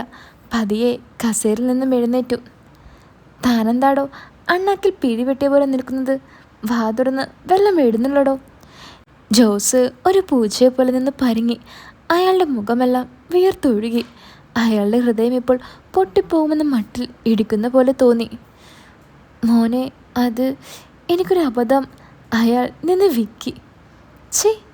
ഞാൻ കൈവീശി ഒരെണ്ണം പൊട്ടിച്ചു. അയാൾ താഴേക്ക് വീണു. ക്യാഷ് അടിച്ച് മാറ്റിയിട്ട് അബദ്ധമെന്നോ? ഞാൻ തറയിൽ വീണ അയാളെ കുത്തിനു പിടിച്ച് പൊക്കി. നേരെ ഭിത്തിയിൽ ചേർത്ത് ഇടത് നെഞ്ചു നോക്കി ഒരു കുത്തൂടി കൊടുത്തു. വേദന കൊണ്ടയാൾ കുനിഞ്ഞു നിലത്തേക്കിരുന്നു. കലി കയറി കണ്ണ് കാണാതായ ഞാൻ അയാളെ ചവിട്ടാൻ കാലുയർത്തി. അയ്യോ മോനെ, എന്നെയൊന്നും ചെയ്യല്ലേ. അയാൾ കൈകൂപ്പി കരഞ്ഞു. യാചിക്കുന്ന അയാളുടെ മുഖം കണ്ടപ്പോൾ എനിക്ക് പിന്നെ തല്ലാൻ തോന്നിയില്ല. ഞാൻ എൻ്റെ ടേബിളിലേക്ക് കയറിയിരുന്നു കൊണ്ട് ഒരു സിഗരറ്റ് പുകച്ചു. അയാൾ ഏങ്ങി ഏങ്ങി എഴുന്നേറ്റിരുന്നു. കുറച്ചു നേരം കഴിഞ്ഞ് എൻ്റെ ദേഷ്യമൊന്ന് അടങ്ങിയപ്പോൾ ഞാൻ അയാളോട് ഇരിക്കാൻ പറഞ്ഞു. മറിഞ്ഞു പോയ കസേര നിവർത്തിയെടുത്ത് അയാൾ അതിലിരുന്നു. അപ്പോൾ ഇനി പറ, എത്ര കാലമായി താൻ ഈ പണി തുടങ്ങിയിട്ട്? സത്യമായി പറഞ്ഞാൽ നമുക്കിത് പെട്ടെന്ന് തീർക്കാം. ഞാൻ ചെറിയൊരു ഭീഷണിയുടെ സ്വരത്തിൽ പറഞ്ഞു. അത് ഏതാണ്ട് 2 കൊല്ലമായിട്ട്. അയാൾ പേടിയോടെ പറഞ്ഞു. 2 കൊല്ലം? എത്ര ഉണ്ടാക്കി എന്നിട്ട്? അയാളത് കേട്ട് ദയനീയ ഭാവത്തോടെ എന്നെ നോക്കി. ഛേ, പറയടാ, 2 കൊല്ലം കൊണ്ട് എത്ര അടിച്ചു മാറ്റി? ഞാൻ സ്വരം കഠിനമാക്കി. അങ്ങനെ ചോദിച്ചാൽ അറിയില്ല കുഞ്ഞെ. അയാൾ ശബ്ദം താഴ്ത്തി പറഞ്ഞു. എന്നാലും പറയടോ, ആ പൈസയ്ക്ക് ഏകദേശം ഒരു കണക്കുണ്ടാകില്ലേ? ഞാൻ മറ്റൊരു സിഗരറ്റിന് തീ കൊള്ളിച്ചുകൊണ്ട് ചോദിച്ചു. അത് എല്ലാം ചെലവായി പോയി മോനെ. അയാൾ വീണ്ടും സ്വരം താഴ്ത്തി പറഞ്ഞു. എല്ലാം? ഞാൻ അയാളെ തുറിച്ചു നോക്കി. അങ്ങനെ പെട്ടെന്ന് ചിലവായി പോവാൻ ചായ ക്യാഷ് അല്ലല്ലോ താൻ ഇവിടെ നിന്ന് മോഷ്ടിച്ചത്. അത് കുഞ്ഞെ, കുറച്ച് സ്വർണം വാങ്ങി, കുറച്ച് കടം വീട്ടി, കുറച്ച് ബാങ്കിലുണ്ട്. അങ്ങനെ ഒരു കണക്കില്ല. എനിക്ക് പറ്റിപ്പോയി. പ്ലീസ് ഇതാരോടും പറയല്ലേ. അയാൾ കൈകൂപ്പി പറഞ്ഞു. ആഹാ, കൊള്ളാലോ ജോസേട്ടാ. ഈ കരച്ചിൽ കൊണ്ടൊരു കാര്യമില്ല. ഇങ്ങനെ നിങ്ങൾ അഭിനയിക്കാൻ നോക്കിയാൽ ഞാനിത് ഇക്കെ അറിയിക്കാം, അല്ലെങ്കിൽ പോലീസിനെ, വിത്ത് പ്രൂഫ്. ഞാനൊരു പെൻഡ്രൈവ് പോക്കറ്റിൽ നിന്നും എടുത്ത് മേശപ്പുറത്തേക്ക് ഇട്ടു. അയ്യോ കുഞ്ഞെ, ചതിക്കല്ലേ. അയാൾ കസേരയിൽ നിന്നും ഇറങ്ങി വന്നെൻ്റെ കാലിൽ കെട്ടിപ്പിടിച്ചു. മോനെ, പുണ്യാളച്ചനെ ഓർത്ത് എന്നോട് ക്ഷമിക്കണം. ഡോ, തന്നോട് ഞാൻ പറഞ്ഞു ഈ അഭിനയം നിർത്താൻ. ഞാൻ എൻ്റെ കാൽച്ചുവട്ടിലിരിക്കുന്ന അയാളെ നോക്കിക്കൊണ്ട് പറഞ്ഞു. അയ്യോ, ഇത് അഭിനയമല്ല, ഞാൻ എന്ത് വേണമെങ്കിലും ചെയ്യാം. അയാൾ വീണ്ടും എന്നോട് കേണു. എന്ത് വേണമെങ്കിലും ചെയ്യാൻ താൻ ആരാ? ഞാനൊരു നിമിഷം ആലോചിച്ചു, പിന്നെ പറഞ്ഞു. അല്ല, ഞാനിത് ചെവിയാതെ തീർത്ത് തന്നെ സഹായിച്ചാൽ എനിക്കെന്ത് പ്രയോജനം? ഞാൻ മുഖം കുനിച്ചിരിക്കുന്ന അയാളോട് ചോദിച്ചു. അത് അജയ് മോൻ പറയുന്നത് എന്തും ഞാൻ അനുസരിക്കാം. കർത്താവാണ് സത്യം. ഞാനൊന്ന് എഴുന്നേറ്റ് നടന്നു. പിന്നെ തിരികെ എൻ്റെ കസേരയിൽ വന്നിരുന്നു. അയാളോട് എഴുന്നേറ്റ് കസേരയിലിരിക്കാൻ ഞാൻ ആംഗ്യം കാണിച്ചു. അയാളത് അനുസരിച്ചു. ഇയാളെ പിടിച്ച് ഇക്കാക്ക് മുന്നിലിട്ടാൽ ഒരു ഗുഡ് സർവീസ് എൻട്രി കിട്ടുമെന്നല്ലാതെ വേറെ പ്രയോജനമൊന്നും എനിക്കുണ്ടായില്ല. ചിലപ്പോൾ അതൊരു ഇരുതല മൂർച്ചയുള്ള വാള് പോലെ തിരിച്ചടിക്കാനും സാധ്യതയുണ്ട്. പകരം ഇവനെ സഹായിച്ചാൽ ഇവിടെ ഒരു അടിമയെ എനിക്ക് കിട്ടും. അതാണ് എനിക്ക് ഏറ്റവും ഉപകാരപ്പെടുക. ഞാനൊരു ദീർഘശ്വാസം എടുത്തു. പിന്നെ തിരിഞ്ഞയാളെ നോക്കി. ജോസേ, ഞാൻ കനത്ത സ്വരത്തിൽ വിളിച്ചു. അയാളെന്നെ നോക്കി എന്തും കേൾക്കാൻ തയ്യാറെന്ന പോലെ അനുസരണയോടെ നിന്നു. 6 മാസം കൊണ്ട് താനിവിടെ നിന്ന് അടിച്ചു മാറ്റിയത് 5,40,000 രൂപയാണ്. അതിൻ്റെ വീടും അടക്കം ഇതിലുണ്ട്. ഞാൻ പെൺഡ്രൈവ് മുന്നോട്ട് നീക്കി. ജോസിൻ്റെ മുഖം വിളറി വെളുത്തു. എന്താ കറക്റ്റല്ലേ? ഞാൻ അയാളെ നോക്കി. ശരിവെക്കുന്ന തരത്തിൽ അയാൾ തല കുലുക്കി. തൻ്റെ കെട്ടിയവൾക്ക് അറിയില്ലേത്? ഞാൻ ചോദിച്ചു. അറിയാം, അയാൾ പറഞ്ഞു. അപ്പോൾ താനൊരു കാര്യം ചെയ്, രാവിലെ രണ്ടാളും മിച്ചമുള്ള സ്വർണവും ക്യാഷുമായി എൻ്റെ പുതിയ ഫ്ലാറ്റിലേക്ക് വാ. അവിടെ വെച്ച് സംസാരിക്കാം. ഇപ്പോൾ പൊക്കോ. അയാളെന്നെ നോക്കി. എന്താ പറഞ്ഞത് മനസ്സിലായില്ലേ? പൊക്കോളാൻ. നാളെ 10 മണിക്ക് രണ്ടാളും എൻ്റെ മുന്നിലുണ്ടാവണം. അയാൾ ശരിയെന്നും പറഞ്ഞ് തലയാട്ടിക്കൊണ്ടിരുന്നേറ്റു. പിന്നെ താഴേക്ക് നടക്കാൻ തുനിഞ്ഞു. ഡോ, ആ മുഖമൊക്കെ തുടച്ച് ഡ്രസ്സൊക്കെ നേരേക്കിട്ട് പോ, ഞാൻ പറഞ്ഞു. നാളെ വരുമ്പോൾ വൃത്തിയായിട്ട് വന്നേക്കണം. ഈ അവിഞ്ഞ മോന്തയുമായി അപ്പാർട്ട്മെൻറ്റിലേക്ക് കാല് കുത്തരുത്. ശരിയെന്ന മട്ടിൽ അയാൾ തലയാട്ടി. പിന്നെ എനിക്ക് നേരെ കൈകൂപ്പിയിട്ട് തിരിഞ്ഞു നടന്നു. വൈകുന്നേരം ഫ്ലാറ്റിലെത്തിയിട്ടും എനിക്ക് ഒരു രൂപം കിട്ടിയില്ല എന്ത് ചെയ്യണമെന്ന്. അന്നേരം അയാളുടെ കരച്ചിൽ കണ്ടപ്പോൾ പറഞ്ഞതാണ് നാളെ വന്ന് കാണാൻ. ഞാൻ കുറേ നേരം ആലോചിച്ചു. പതിയെ പിന്നെ എൻ്റെ പിരിമുറുക്കം കുറഞ്ഞു വന്നു. നാളെ അയാളും ഭാര്യയും വരട്ടെ, എന്തു ചെയ്യണമെന്ന് അപ്പോൾ ആലോചിക്കാം. അത് മനസ്സിൽ കണ്ടുകൊണ്ട് ഞാൻ പോയി കിടന്നുറങ്ങി. രാവിലെ എഴുന്നേറ്റ പാടെ ഇക്കയെ വിളിച്ച് ലീവ് വാങ്ങി. പതിവ് കസരത്തൊക്കെ കഴിഞ്ഞ് കുളിച്ച് ഫ്രഷായി ഞാൻ ജോസിനെയും കാത്തിരുന്നു. 10 മണി ആകാറായപ്പോൾ കോളിംഗ് ബെൽ മുഴങ്ങി. ഞാൻ പോയി വാതിൽ തുറന്നു. ജോസും ആലീസുമായിരുന്നു. ആ ജോസേ, കയറി വാ. ഞാൻ അവർക്ക് കയറാൻ വേണ്ടി വാതിലിനടുത്ത് നിന്ന് മാറി നിന്നു. രണ്ടാളും അകത്ത് കയറി. ഞാൻ വാതിലടച്ച് ലോക്ക് ചെയ്തു. പിന്നെ ഹാളിലെ സെറ്റിയിലിരുന്നു. രണ്ടാളും എന്നെ നോക്കി പരിങ്ങി നിൽക്കാണ്. ഹാ, ഇരിക്ക് ജോസേ. ആലീസേ, ഇരിക്ക്. ഇങ്ങനെ നിന്നാൽ എങ്ങനെയാ നമുക്ക് കാര്യങ്ങൾ സംസാരിക്കണ്ടേ? ഞാനൊരു വില്ലൻ ചിരിയോടുകൂടി അവരോട് പറഞ്ഞു. രണ്ടാളും ഇരുന്നു. പിന്നെ നിസ്സഹായ ഭാവത്തിൽ എന്നെ നോക്കി. ജോസ് പതിവ് പോലെ ഇൻസേർട്ട് ചെയ്തിട്ടുണ്ട്. പക്ഷേ മുഖത്തൊരു പഴയ പ്രസരിപ്പില്ല. നിസ്സഹായതയാണ് ഭാവം. ആലീസ് ഒരു വെള്ളയിൽ നീല പൂക്കളുള്ള സാരിയായിരുന്നു വേഷം. മുഖത്ത് വരാൻ പോകുന്നതിനെക്കുറിച്ച് ഒരു ധാരണയുള്ള പോലെ. എൻ്റെ കണ്ണുകൾ ഞാൻ അവളിലേക്കൊന്ന് തിരിച്ചു. മിതമായ വണ്ണം, ജോസിനെ പോലെ തന്നെ വെളുത്ത നിറം. ഭയം കൊണ്ടാണെന്ന് തോന്നുന്നു ആ കണ്ണുകൾ അങ്ങോട്ടും ഇങ്ങോട്ടും ആടുന്നു. എൻ്റെ കണ്ണുകൾ ആലീസിനെ കുത്തി വലിക്കുന്നത് കണ്ട് ജോസൊന്ന് മുരടനായി. ഞാൻ അയാളെ തുറപ്പിച്ചു നോക്കിയപ്പോൾ അയാളൊന്ന് ചൂളിപ്പോയി. പിന്നെ പയ്യെ കയ്യിലിരുന്ന ബാഗ് തുറന്ന് കുറച്ച് സ്വർണ്ണാഭരണങ്ങൾ എടുത്ത് നടുവിലെ ടീപ്പോയിലേക്ക് വെച്ചു. ഒപ്പം ഒരു ബാങ്ക് പാസ്ബുക്കും ചെക്ക് ബുക്കും കൂടി. ഞാൻ ജോസിനെ നോക്കി. ആ പാസ്ബുക്ക് മറിച്ചു നോക്കി. 6,30,000 രൂപ അതിൽ ബാക്കിയുണ്ട്. ചെക്ക് ബുക്ക് നോക്കി. അതിൽ 6,30,000 എഴുതി സൈൻ ചെയ്തൊരു ചെക്ക്. അത് മുഴുവൻ കുഞ്ഞെടുത്തോ, ഞങ്ങളെ ഒന്ന് വെറുതെ വിട്ടാൽ മതി, അയാൾ ദയനീയതയോടെ പറഞ്ഞു. ഞാൻ ബുക്ക് 2 മേശപ്പുറത്തേക്ക് ഇട്ടു. പിന്നെ ഓർണമെൻറ്റ്സ് നോക്കി.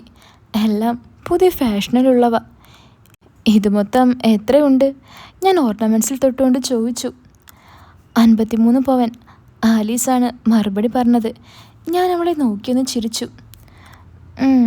മൊത്തം ആലീസിൻ്റെ സെലക്ഷൻ ആവുമല്ലേ? കൊള്ളാം, നല്ല സെലക്ഷൻ സെൻസ് ഉണ്ട് ആലീസിന്. ഞാൻ അവളെ അഭിനന്ദിച്ചു. ആ സാഹചര്യത്തിലും അവളുടെ മുഖമൊന്ന് ക്ഷണനേരത്തേക്ക് തെളിഞ്ഞു. പിന്നെ ഞാൻ ഒന്ന് നിവർന്നിരുന്നു. എന്തോ പറയാൻ തയ്യാറെടുക്കുന്ന എന്നെ രണ്ടുപേരും സൂക്ഷ്മതയോടെ നോക്കി. അപ്പോൾ ജോസേ, 6 മാസം കൊണ്ട് താൻ ഇവിടെ നിന്ന് അടിച്ചു മാറ്റിയത് 5,43,000 രൂപയാണ്. ഞാനിത് പോലീസ് കേസാക്കിയാൽ അവർ താൻ ഇവിടെ ജോലിക്ക് ചേർന്ന കാലം തൊട്ടുള്ള കണക്ക് കൂട്ടും. ഇപ്പോൾ 4 കൊല്ലം ആയില്ലേ? അയാൾ അതേന്ന് തലയാട്ടി. അങ്ങനെ നോക്കിയാൽ അവർ 40 ലക്ഷത്തിൻ്റെ കളവ് തൻ്റെ മേൽ ചാർത്തും. അത്രയും കണ്ടില്ലെങ്കിൽ സ്വത്ത് ജപ്തി ചെയ്യാൻ വിധി വരും. താനും കുടുംബവും പെരുവഴിയാകും. രണ്ടുപേരും അത് കേട്ട് വിളറി വെളുത്തുപോയി. അത് നിയമവശം. അല്ലാതെന്താ സംഭവിക്കുന്നതെന്ന് തനിക്ക് ഊഹിക്കാമല്ലോ. ഇക്ക തന്നെ പട്ടിയെ പോലെ തല്ലിച്ചതയ്ക്കും. ക്യാഷിൻ്റെ കാര്യത്തിൽ അയാളൊരു ചെകുത്താനാണ്. ഇരിക്കുന്ന ആലിസിനെ പോലും അയാൾ വെറുതെ വിടില്ല. അതും കൂടി ആയപ്പോൾ രണ്ടാളും ആലില പോലെ വിറച്ചു. ജോസ് ഓടി എഴുന്നേറ്റ് വന്ന് എൻ്റെ കാൽക്കലിരുന്ന് കൈ കൂപ്പി. രക്ഷിക്കണം കുഞ്ഞെ, ഞങ്ങളെ കൊല്ലാൻ വിട്ട് കൊടുക്കല്ലേ. എൻ്റെ കാലിൽ പിടിച്ച് കരയുന്ന ജോസിനെ ആലീസ് അവജ്ഞയോടെ നോക്കി. അത് കണ്ട് ഞാനൊന്ന് ചിരിച്ചു. ജോസേ, എഴുന്നേക്ക്, വാ, നമുക്കൊന്ന് മാറി നിന്ന് സംസാരിക്കാം. ആലീസെ, ഒരു മിനിറ്റ്. ഞാൻ എഴുന്നേറ്റ് കിച്ചണിലേക്ക് നടന്നു. ജോസ് പിന്നാലെ നായെപ്പോലെ വന്നു. ഞാൻ ഫ്രിഡ്ജ് തുറന്നൊരു ബോട്ടിൽ കയ്യിലെടുത്തു. ജോസെ, 2 ഗ്ലാസ് എടുത്തേ. അയാൾ കിച്ചൺ ട്രാക്കിൽ നിന്നും 2 ഗ്ലാസ് എടുത്തുകൊണ്ടുവന്നു. കഴുകിയിട്ട് കൊണ്ടുപോടോ, ഞാൻ ചീറി. അയാൾ അനുസരണയുള്ള ഒരു വേലക്കാരനെ പോലെ ഗ്ലാസ് കഴുകി വൃത്തിയാക്കി കൊണ്ടുവന്നു. ഞാൻ 2 ഗ്ലാസ്സിലും ഓരോ 60 ഒഴിച്ചു. എന്നാ കഴിക്ക്. ഞാൻ അയാളുടെ നേരെ ഗ്ലാസ് നീക്കി. വെള്ളം. അയാൾ തല ചൊറിഞ്ഞു. ഞാനൊന്ന് തുറച്ചു നോക്കി. അയാൾ ഒറ്റയടിക്ക് അത് വിഴുങ്ങി. പിന്നെ അതിൻ്റെ കയ്പിൽ ഒന്ന് കണ്ണിറുക്കി തുറന്നു. ഞാൻ അയാളുടെ ഗ്ലാസ്സിൽ ഒന്നുകൂടി നിറച്ചു. അടിക്കാൻ ആംഗ്യം കാണിച്ച് അതും അയാൾ പച്ചയ്ക്ക് വിഴുങ്ങി. ഞാനും എൻ്റെ ഗ്ലാസ്സിലുള്ളത് പതിയെ സിപ്പ് ചെയ്തു. അപ്പോൾ ജോസേ, എന്താ ഇതിനൊരു പരിഹാരം? ഞാൻ അയാളോട് ചോദിച്ചു. അതിപ്പോൾ കുഞ്ഞു പറയും പോലെ ചെയ്യാം. അയാൾ വിനയാതനായി. എങ്കിൽ ഈ സ്വർണവും പണവും മുഴുവൻ ഇവിടെ വെച്ചിട്ട് ജോലി കളഞ്ഞ് പോകാൻ പറ്റുമോ? ഞാൻ അയാളെ നോക്കി ചോദിച്ചു. അത് കുഞ്ഞെ, ഈ ജോലി പോയാൽ ഇത്രയും ശമ്പളത്തിൽ ഞങ്ങൾക്കിനി ഒരു ജോലി കിട്ടില്ല. ആ ബാഗിലുള്ളത് മുഴുവൻ മോൻ എടുത്തോ, ഞാനിനി ഒരു കുഴപ്പവും ഉണ്ടാക്കില്ല, അയാൾ പറഞ്ഞു. അതെങ്ങനെ ശരിയാകും ജോസേ? തന്നെ ഇനി എങ്ങനെ അവിടെ ഇരുത്തും? അത് ശരിയാകില്ല, ഞാൻ നിഷേധത്തോടെ പറഞ്ഞു. അല്ല കുഞ്ഞെ, പരുമല പിതാവാണേ, ജോസിനെ ഒരു കള്ളത്തരവും കാണിക്കില്ല. പ്ലീസ്, ഞങ്ങളെ വഴിയാധാരമാക്കല്ലേ. കടമൊക്കെ വീട്ടി ഒന്ന് ജീവിച്ചു തുടങ്ങിയതേ ഉള്ളൂ, അയാൾ ദയനീയതയോടെ പറഞ്ഞു. ബെസ്റ്റ്, മോഷ്ടിച്ച് കടം വീട്ടി, ഞാൻ പുച്ഛത്തോടെ പറഞ്ഞു. അയാൾ തല താഴ്ത്തി. എന്തും ക്ഷമിക്കാൻ ജോസേ, പക്ഷേ താൻ എന്നെ പറ്റിച്ചത് മാത്രം എനിക്ക് പൊറുക്കാൻ പറ്റില്ല. ഞാൻ പല്ലിനെരിച്ചു. അയാളുടെ കണ്ണിൽ ഒരു ഭയം അരിച്ചു കയറി. അതിന് താൻ എങ്ങനെ പരിഹാരം കാണും, പറ? ഞാൻ അയാളെ നോക്കി. അത് അയാൾ നിന്ന് വിക്കി. ജോസേ, താൻ എന്നെ പറ്റിച്ചു. അപ്പോൾ ഞാനും തന്നെ അതേ രീതിയിൽ മണ്ടനാക്കി അപമാനിക്കുക, അത് തന്നെ വേണം അല്ലേ? ഞാൻ സ്വരം കടുപ്പിച്ചു. അയാൾ ഒന്നും മിണ്ടില്ല, തല കുലുക്കി. ഇന്നു മുതൽ ഞാൻ എന്ത് ചെയ്താലും താൻ മിണ്ടില്ല, താൻ എന്നെ അനുസരിക്കും, ഒരു നിബന്ധനയുമില്ലാതെ. സമ്മതമാണോ? ഞാൻ ചോദിച്ചു. സമ്മതം. കുഞ്ഞെന്ത് പറഞ്ഞാലും ഞാൻ അനുസരിച്ചോളാം. കർത്താവ് ഈശോമിശിയാണ് സത്യം. അയാൾ എൻ്റെ കൈ പിടിച്ച് അതിന് മുകളിൽ തൻ്റെ നെറ്റിയിൽ അമർത്തി. താൻ മാത്രം സമ്മതിച്ചാൽ പോരാ, തൻ്റെ ഭാര്യയും സമ്മതിക്കണം. പോയി അവളോട് ചോദിക്ക്, ഈ നിബന്ധന അനുസരിക്കാൻ തയ്യാറാണോന്ന്. ഞാൻ പുറത്തേക്ക് ലക്ഷ്യമാക്കി നോക്കി. ജോസ് ഒരു നിമിഷം എന്നെ നോക്കി നിന്നു. പിന്നെ ആശയറ്റവനെ പോലെ തല താഴ്ത്തി ഹാളിലേക്ക് നടന്നു. കുറച്ച് സമയത്തിന് ശേഷം കയ്യിലെ ഗ്ലാസ്സിലെ അവസാന സിപ്പും എടുത്ത ശേഷം ഞാൻ ഹാളിലേക്ക് നടന്നു. ജോസ് തൻ്റെ ഭാര്യയോട് കൊഞ്ചുന്നത് ഞാൻ കേട്ടു. ആലിസിൻ്റെ ശബ്ദവും കേട്ടു. ഇതല്ലാതെ വേറെ വഴിയൊന്നുമില്ല, നീ ഒന്ന് സമ്മതിക്ക്. ഇല്ലെങ്കിൽ ഇത്രയും വർഷം കൊണ്ട് നമ്മൾ ഉണ്ടാക്കിയതെല്ലാം പോകും. നീ ഒന്ന് സമ്മതിക്ക ആലീസേ, ഞാൻ വേണമെങ്കിൽ നിന്റെ കാല് പിടിക്കാം. തനിക്ക് നാണമില്ലേടോ ഇങ്ങനെ എന്നോട് പറയാൻ? അവൻ അടുത്തത് പറയുന്നത് എന്നോട് ആ റൂമിലേക്ക് ചെല്ലാനായിരിക്കും. അപ്പോൾ താൻ അത് മനസ്സിലാക്കോ? താൻ ഇങ്ങനെ ഒരു ഉണ്ണാക്കനായി പോയല്ലോ. അവൾ കോപം കൊണ്ട് ചീറി. ചിലപ്പോൾ അതും വേണ്ടി വരും ആലീസേ. ഈ ഷോയൊക്കെ ഇതിനു പുറത്ത്. ഇത് എൻ്റെ വീട്, ഇവിടെ എൻ്റെ ശബ്ദം മാത്രം കേട്ടാൽ മതി. ഞാൻ അങ്ങനെ പറഞ്ഞുകൊണ്ട് അങ്ങോട്ട് കടന്നു ചെന്നതും രണ്ടുപേരും സംസാരം നിർത്തി. ഞാൻ രണ്ടാളെയും നോക്കി. ജോസ് എന്ത് പറയണമെന്നറിയാതെ പരിങ്ങി. എൻ്റെ എടുത്തടിച്ചോളിൽ സംസാരം കേട്ട് ആലീസിൻ്റെ മുഖവും വിവരണമായി. അപ്പോൾ ജോസേ, താനിവിടെ ഇരി, ഞാൻ ആലീസിനോട് ഒന്ന് സംസാരിക്കട്ടെ. വാ ആലീസേ. ഞാൻ നടന്നു. അവൾ കത്തുന്ന മിഴികളോടെ ജോസിനെ ഒന്ന് നോക്കി.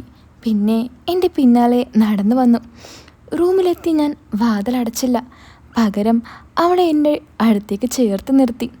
എനിക്കറിയാം ഹോളിലിരുന്ന് ജോസ് അത് കാണുന്നുണ്ടെന്ന്. അവളൊന്ന് കുതറി. ഡാ, എന്നെ വിടടാ. അവൾ എന്നെ തള്ളി മാറ്റി. ഞാൻ അവളെ ബലമായി തന്നെ എന്നിലേക്ക് അടുപ്പിച്ചു. ഛേ, വിടടാ. നിനക്ക് അതിന് വേറെ ആളെ നോക്ക്. അല്ലെങ്കിൽ എൻ്റെ കെട്ടിയവനോട് പറ, അയാൾ വരും നിനക്ക്. അവൾ ദേഷ്യത്തോടെ പറഞ്ഞു. ഹാ, അടങ്ങി നിൽക്കടി. അവനും ചെയ്യും നീയും ചെയ്യും. ഒന്ന് ഉപ്പു നോക്കി വിട്ടേക്കാമെന്ന് കരുതിയതാ. പക്ഷെ നിൻ്റെ ഈ പെർഫോമൻസ്, നീ ഇന്ന് എല്ലാം കഴിഞ്ഞിട്ട് പോയാൽ മതി. ഞാൻ അവളുടെ കയ്യിൽ രണ്ടും പിന്നിലേക്കാക്കിക്കൊണ്ട് പറഞ്ഞു. ഛേ, അത്രം പണിക്ക് നീ വേറെ വല്ലവരെ നോക്കടാ. ഈ ആലീസിനെ കിട്ടില്ല. അവൾ അവളുടെ സകല ശക്തിയും എടുത്ത് ഒന്ന് കുതറി. ഓ, ഒരുപാട് നല്ലവളാകല്ലേടി. ജോസ് ഇവിടുന്ന് ചെയ്യുന്നത് നീയും അവിടെ ചെയ്യുന്നുണ്ട് അല്ലേ? ഞാൻ നീ ജോലി ചെയ്യുന്നിടത്ത് പോയായിരുന്നു. അവളുടെ കുതിർച്ച പെട്ടെന്ന് നിന്നു. പേടിച്ച് പേടമൻ മിഴി എന്താണെന്ന് അപ്പോൾ എനിക്ക് മനസ്സിലായി. ആ സമയം അവളുടെ മുഖമൊന്ന് കാണേണ്ട തന്നെയായിരുന്നു. എന്താടി, നിന്റെ ചാട്ടം തീർന്നോ? ഞാൻ അവളുടെ കൈകളെ സ്വതന്ത്രമാക്കിക്കൊണ്ട് ചോദിച്ചു. ഒരു ശില കണക്ക് നിന്നതല്ലാതെ അവൾ അനങ്ങിയില്ല. ആ കണ്ണുകൾ എൻ്റെ മുഖത്തേക്ക് തന്നെയായിരുന്നു. നിങ്ങളിന്ന് ഇവിടെ വരുന്നവരെയും എൻ്റെ വിചാരം ജോസിനത് അറിയാമെന്നായിരുന്നു. പക്ഷേ ആ ബാങ്ക് പാസ്ബുക്ക് കണ്ടപ്പോൾ എനിക്കൊരു സംശയം തോന്നി. പിന്നെ പണി നിർത്തി എല്ലാം ഉപേക്ഷിച്ച് പോകാൻ പറഞ്ഞപ്പോഴുള്ള അവൻ്റെ നിലവിളിയും കണ്ടപ്പോൾ എനിക്ക് മനസ്സിലായി അവൻ ഇതുവരെയും ഇതൊന്നും അറിഞ്ഞിട്ടില്ലെന്ന്. ഞാൻ പതിയെ അടിവെച്ച് അവളുടെ നേർക്ക് നടന്നു നീങ്ങി. ആലീസേ, നീ എൻ്റെ മനസ്സിലേ ഇല്ലായിരുന്നു. നിൻ്റെ മുന്നിൽ വച്ച് 4 ജോസിന് കൊടുത്തിട്ട് അവനെ തൽക്കാലം എൻ്റെ കാര്യങ്ങൾക്ക് ഒരടിമയെ പോലെ നിർത്തണം എന്നേ ഉള്ളായിരുന്നു. എന്നെ പറ്റിച്ചവനെ അവൻ്റെ ഭാര്യയുടെ മുന്നിലിട്ട് 4 കൊടുക്കുക, ആ സ്വർണവും പണവും കൈക്കലാക്കുക എന്നതിനപ്പുറം ഞാനൊന്നും വിചാരിച്ചിരുന്നില്ല. അപ്പോഴാണ് നിൻ്റെ ആ മാസ് ഡയലോഗ്. അപ്പോൾ പിന്നെ എല്ലാം കഴിഞ്ഞിട്ട് നിന്നെ വിടുള്ളൂ എന്ന് ഞാനങ്ങ് തീരുമാനിച്ചു. അവളെന്നെ നോക്കിയൊന്ന് തൊഴുതു. പ്ലീസ്, ഞങ്ങളെ വെറുതെ വിടണം. കണ്ണുനീർ അവളുടെ കവളിൽ കൂടി ഒഴുകി. അയ്യോ, എന്താ ആലീസ ഇത്? ഞാൻ അവളുടെ കണ്ണുനീർ തുടച്ചു. ആലീസ് സമ്മതിക്കാതെ ഒന്നുമില്ല. പക്ഷേ ആലീസ് സമ്മതിക്കും. ഞാനൊരു ചിരി ചിരിച്ചുകൊണ്ട് പറഞ്ഞു. അവൾ എന്നെ ഒന്നും മനസ്സിലാവാതെ നോക്കി. അത്രയ്ക്കൊന്നും മനസ്സിലാവാനില്ല. ഒന്നെങ്കിൽ നീ എൻ്റെ കൂടെ, ഇല്ലെങ്കിൽ ഈ കേം ആൾക്കാരും നിന്നെയും കെട്ടിയവനെയും കൊല്ല ചെയ്യും. എന്ത് വേണമെന്ന് നിനക്കിപ്പോൾ തീരുമാനിക്കാം. ഞാൻ അവളിൽ നിന്നും ഒഴിഞ്ഞു മാറിക്കൊണ്ട് പറഞ്ഞു. അവൾ ബെഡിലേക്കിരുന്നു. കുറച്ചു നേരം എന്തൊക്കെ ആലോചിക്കുന്ന പോലെ തോന്നി. പല ഭാവങ്ങളും ആ മുഖത്ത് മിന്നി മറഞ്ഞു. ഒടുക്കം ഒരു നിർവികാര ഭാവത്തോടെ അവൾ പറഞ്ഞു. പക്ഷേ ആ കാര്യം ജോസ് അറിയരുത്. ആലീസേ, ഞാനായിട്ട് എന്തിനു പറയണം? നിന്റെ രഹസ്യം നിൻ്റേത് മാത്രം. അതിലൊന്നും എനിക്ക് താല്പര്യവുമില്ല. പിന്നെ നീ ഈ ഭൂലോക സുന്ദരിയായതുകൊണ്ടൊന്നും അല്ല. ഒരു നിമിഷത്തെ തോന്നലാണ്. ചിലപ്പോൾ ഈ ആവേശം അങ്ങ് മാറും. അതെല്ലാം മാറി മറിയും. ഞാൻ അവളുടെ അടുത്തേക്ക് ചെന്നുകൊണ്ട് പറഞ്ഞു. അവളെന്നെ നോക്കി. പിന്നെ മുഖമൊന്ന് തുടച്ച് എല്ലാത്തിനും തയ്യാറാണെന്ന ഭാവത്തിൽ എന്നെ നോക്കി. ഇവിടെ വെച്ചല്ല, അവിടെ നിന്റെ കെട്ടിയവൻ്റെ മുന്നിൽ. പിന്നെ ഒരു പ്രതിമ കണക്കെ നിന്നാൽ രാവിലെ നീ കണി കാണുന്നത് പോലീസിനെയോ ഇക്കയുടെ ആൾക്കാരെ ആകും. അതുകൊണ്ട് നന്നായി നിന്നാൽ ഇന്ന് നമുക്ക് ഇവിടെ തകർക്കാം. ഞാൻ അവളെ നോക്കിക്കൊണ്ട് പറഞ്ഞു. അവൾ പതിയെ എഴുന്നേറ്റ് മുറിയിലെ വാഷ്റൂമിലേക്ക് കയറി. ഞാൻ നോക്കി നിൽക്കെ അവൾ മുഖം കഴുകി ഒരു കൃത്രിമ പ്രസന്ന ഭാവത്തോടെ ഇറങ്ങി വന്നു. ആ, അപ്പോൾ ആരിസൂട്ടിക്ക് കാര്യവിവരമുണ്ട്. ഞാനൊന്ന് ചിരിച്ചു. അവൾ ഒരു ചിരി വർത്തിക്കൊണ്ട് എന്നോട് ചേർന്ന് നിന്നു. ഗതികേട് കൊണ്ട് അവൾ അഭിനയിക്കാണ്.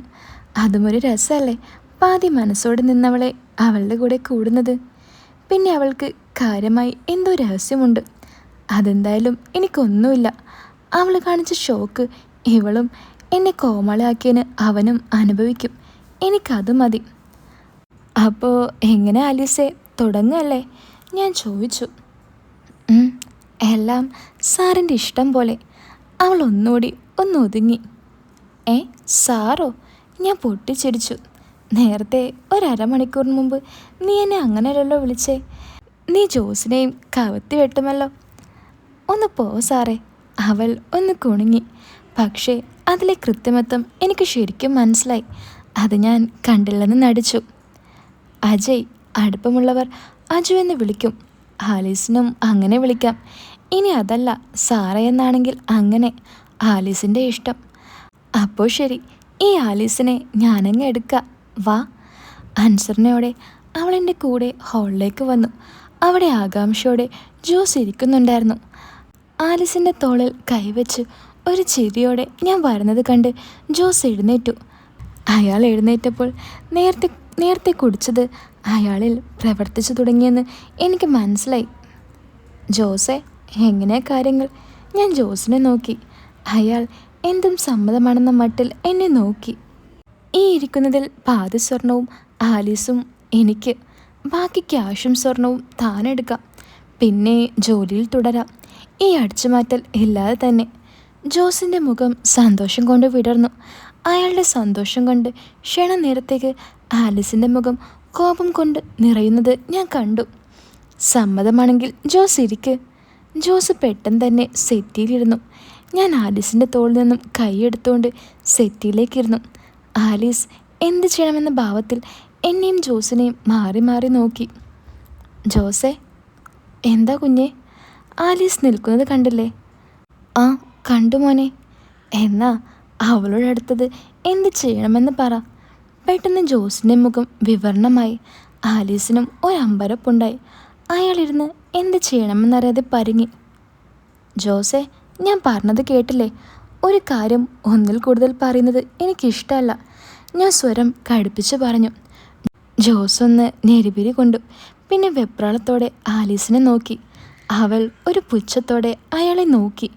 ആലീസിൻ്റെ മുഖത്തെ പുച്ഛം കണ്ടപ്പോൾ അയാളുടെ മുഖത്തും വീണ്ടും ഞാളത കൊണ്ട് ചൂളി. ആലീസേ, നീ കുഞ്ഞിൻ്റെ അടുത്തേക്കിരി. അയാൾ അവളുടെ മുഖത്തേക്ക് നോക്കാതെ പറഞ്ഞു. അയാളുടെ മുഖത്ത് മാത്രം ദൃഷ്ടി ഉറപ്പിച്ച് അവൾ എൻ്റെ അരികിലേക്ക് ചേർന്നിരുന്നു. ജോസ് താഴേക്ക് നിൽക്കുമായിരുന്നു. ജോസേ. അയാൾ തലയുയർത്തി എന്നെ നോക്കി.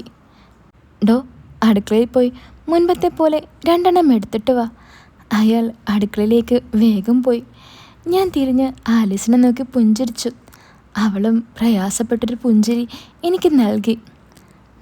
അപ്പോൾ ഇനിയിവിടെ നടക്കാൻ പോകുന്നത് എന്താണെന്നറിയാൻ നിങ്ങൾക്ക് ആഗ്രഹമുണ്ടോ? ഉണ്ടെങ്കിൽ അടിയിലെ കമൻറ്റ് ബോക്സ് ഒന്ന് ചെക്ക് ചെയ്ത് കേട്ടോ. അതിൽ ഞാനൊരു കമൻറ്റ് പിൻ ചെയ്തിട്ടുണ്ട്. അതിൽ കയറിക്കഴിഞ്ഞാൽ നിങ്ങൾക്ക് എൻ്റെ ടെലിഗ്രാം ചാനൽ കിട്ടും. അതിൽ കയറിയാൽ ഇതിൻ്റെ ബാക്കി എന്താണെന്ന് നിങ്ങൾക്ക് കേൾക്കാൻ പറ്റും.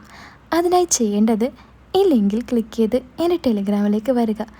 അതിൽ ടോക്ക് വിത്ത് അഞ്ജലി എന്ന് പറയുന്ന ഒരു യൂസർ നെയിം കാണും. അതിൽ ക്ലിക്ക് ചെയ്താൽ നിങ്ങൾക്ക് നേരിട്ട് എനിക്ക് മെസ്സേജ് അയക്കാൻ പറ്റും. അപ്പോൾ ഞാൻ കഥ കേൾക്കേണ്ട ഡീറ്റെയിൽസൊക്കെ നിങ്ങൾക്ക് പറഞ്ഞു തരാം. അപ്പോൾ വീഡിയോ ഇഷ്ടപ്പെട്ടാൽ വീഡിയോ ഒന്ന് ലൈക്ക് ചെയ്യാനും ചാനൽ സബ്സ്ക്രൈബ് ചെയ്യാനും മറക്കല്ലേ. അപ്പോൾ പുതിയൊരു കഥയായിട്ട് നമുക്ക് വീണ്ടും കാണാം. എല്ലാവരും കാത്തിരിക്കുക.